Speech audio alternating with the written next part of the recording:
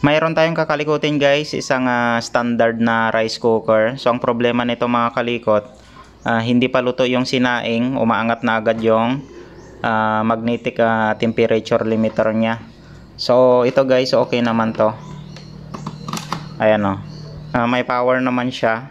So yun lang yung problema niya. Tapos ito, mayroon tayong extra na magnetic temperature limiter. So papalitan lang natin siya mga kalikot. So bago ang lahat, maraming salamat guys sa panonood ng mga video natin. Kapag bago lang po kayo sa aking channel, huwag niyo pong kalimutang i-subscribe ang ating YouTube channel. At pa-click na rin ang ating notification bell para lagi kayong updated sa mga bagong video natin mga kalikot. At saka huwag niyo rin pong kalimutang i-follow ang ating Facebook page. So tara guys, kalikutin na natin siya. Tara!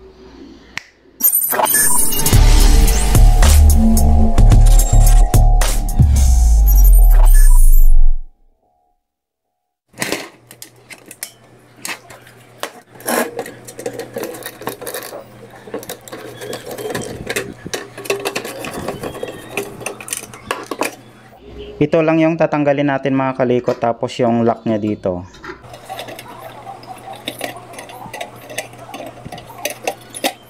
Mukhang kinakalawang na rin, pero may power naman siya. Yan, kapag natanggal nyo itong nasa gitna, itong lock niya naman yung tatanggalin natin. Tapos itulak natin pa loob itong bilog na to.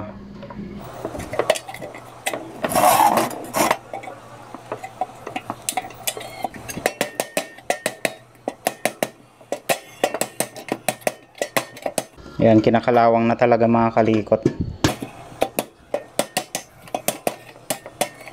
Minsan kasi mga kalikot, mahina na yung magnet niya. Ayan o, lalo na kapag kinakalawang na. Mahina na rin yung kanyang spring. Kaya kapag nagluluto tayo, nag-o-off siya kusa. Ayan o. Ayan guys o, medyo mahina na yung magnet niya. Ang pinoproblema lang natin dito mga kalikot, kinakalawang siya, pero may power naman. So papaobserbahan na lang natin dun sa may-ari. Pero kapag hindi talaga pwede or bumitaw siya, so baklasin na lang natin yung nilagay natin. Ito na yung ipapalit natin mga kalikot. Ayan o, malakas yung spring nya. Tapos ayan, okay rin yung magnet nya. Ayan. So malakas yung magnet nya. Bali ang pagkabit naman mga kalikot, so ganun lang. Tingnan nyo lang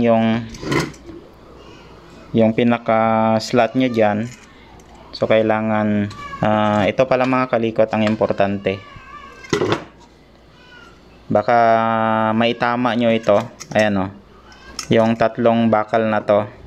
So baka may tama nyo dyan, hindi pwedeng ganyan. So kailangan nandito siya sa gitna para hindi siya tumama kapag bumaba itong pinakagitna na to.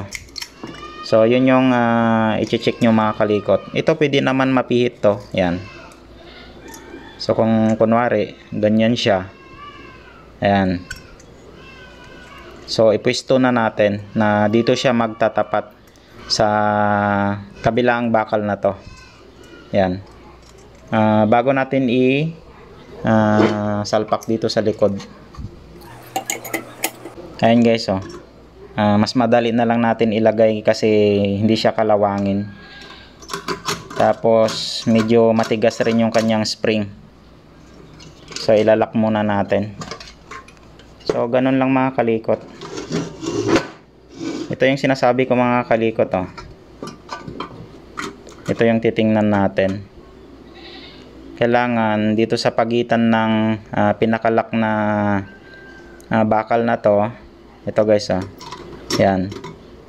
Baka may tapat natin na ganyan. So hindi pwede yon kasi matutulak niya to kapag bumaba yung spring. So kailangan dito sa pagitan ng bakal. So dapat ganyan siya mga kalikot bago natin siya i-lock. So lock muna natin. Yung lock niya mga kalikot, dito rin sa side, same lang din dun sa tinanggal natin. Ayan, nalock na natin siya. Ilagay naman natin itong nasa gitna mga kalikot. Yan, ganun lang mga kalikot, napakasimple lang. Kahit nasa bahay lang kayo, kayang-kaya nyo naman gawin to. Basta ingatan nyo lang mga kalikot, baka naka-plug siya sa kuryente. So baka mapano tayo. Ayan, so matibay na siya. Okay, so ganun lang mga kalikot ang pagkabit ng magnetic temperature limiter. So kailangan mailak nyo maigi itong nasa gilid niya. Ayan o, para hindi siya uuga-uga. Ayan, so ito lang yung pinalitan natin mga kalikot, yung magnetic temperature limiter niya. Ayan o, yung spring niya numipis na kasi dahil sa kalawang. Tapos yung kanyang magnet, ayan, mahina na. Tapos kinakalawang na dun sa loob. Kaya kapag konting init lang siguro, hindi na siya didikit kasi puro kalawang na dun sa loob. Siguro kinakalawang na dun sa magnet niya. Kaya konting init lang, aangat na agad yung ating rice cooker. Tapos magwa-warm na siya. So ito lang guys yung palitan natin kapag hindi pa luto yung ating sinaing. Bigla na lang aangat yung ating rice cooker. So yan lang yung i-check nyo mga kalikot, baka kinakalawang na rin or mahina na yung magnet niya. Takpan na natin mga kalikot, bali paobserban na lang natin sa may-ari. Kapitbahay ko naman siya. Kasi medyo kinakalawang na kasi dito. Pero nagpa-power pa naman. Kasi pag ginalaw pa natin to mga kalikot, baka maputol lang. Parang na-weld na siya doon sa pinakakalawang niya. Pero tinister naman natin, okay naman. At saka may power naman. Kasi sabi naman ng may-ari, hindi naman namamatay yung power niya. Basta kusa lang daw na umaangat kapag nagluluto siya. Hilaw pa lang, umaangat na kaagad. Yan. So yun lang yung papalitan natin mga kalikot. Dati na-repair na rin natin to. Nasunog yung yung pagsasaksakan niya. So pinalitan natin siya. Ngayon naman, ito naman yung nasira.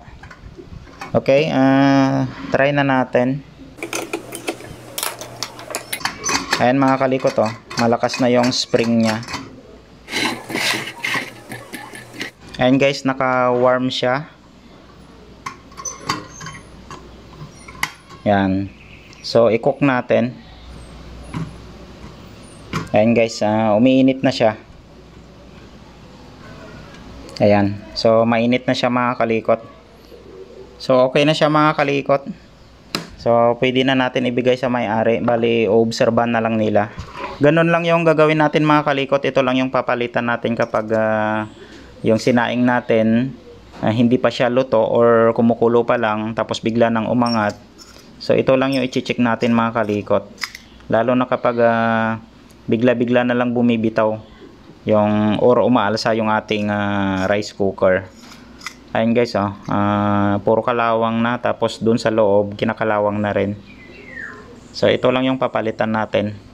Okay, so hanggang dito na lang mga kalikot yung video natin para dito sa ating rice cooker. So yun lang yung pinalitan natin, yung magnetic temperature limiter niya dito sa gitna. Ayan yung pinakagitna. Okay, so maraming salamat guys sa panonood ng mga video natin. Kapag bago lang po kayo sa aking channel, huwag niyo pong kalimutang i-subscribe ang ating YouTube channel at pa-click na rin ang ating notification bell para lagi kang updated sa mga bagong video natin mga kalikot. At saka huwag niyo rin pong kalimutang i-follow ang ating Facebook page. So maraming salamat, ingat kayong lahat, and God bless sa ating lahat mga kalikot. Bye bye.